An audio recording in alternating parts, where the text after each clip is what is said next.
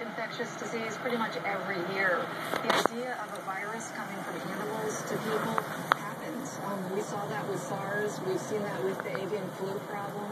And so it's actually realistic in terms of the biology of what viruses are capable of doing and the way that humans interact in a globalized world. All right, and Dr. Rothberg, what you have there with you is something that can help with genetic sequencing.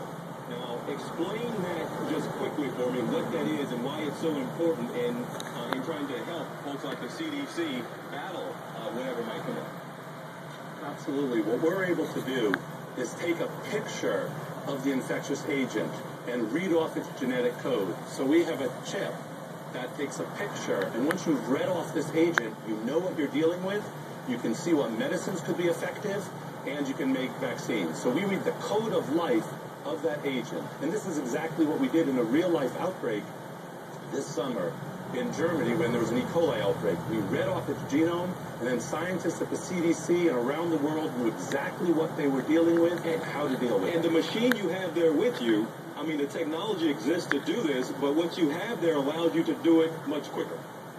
Yes, this is actually the first time that we have a machine that can help with an outbreak in real time. So there's been 2 outbreaks recently. The E. coli outbreak many people know about in Germany, and another outbreak in the Netherlands. And in both cases, scientists within days were able to decode that genome, which is put that sample on this chip, put it in the machine, and the data was out in digital form on the internet, and scientists around the world were able to work on that and understand it and do something about it. All right, and Dr. Schuchat, to wrap up with you here, a movie like Contagion, when things like that come out, do you all get concerned that, oh my goodness, this is really going to stoke fears? Or are you happy that, hey, this will raise awareness and maybe people will start asking more questions and protect themselves a little better and be more aware? Which is it?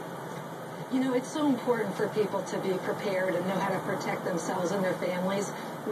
The past couple of weeks, we've seen a lot of big emergencies, hurricanes, fires, and people really do need to be ready. So as a physician and a public health expert, I hope people know how to prevent coughs and how to prevent respiratory infections from spreading, covering their cough and sneeze, washing their hands, staying away from other people when they're sick, and making sure they're up to date on vaccines. But of course, it's not appropriate to panic. We know that we can be prepared, and there's information at CDC's website that can help people know how to keep themselves and their families safe. All right, Dr. Rothberg, Dr. Schuchat, again, that machine you see there, I heard it described as it looks kind of like a printer, and it does, but again, it takes pictures, and it can help stop disease a lot faster these days. All right, guys, thank you so much for being here. Enjoy the rest of your day.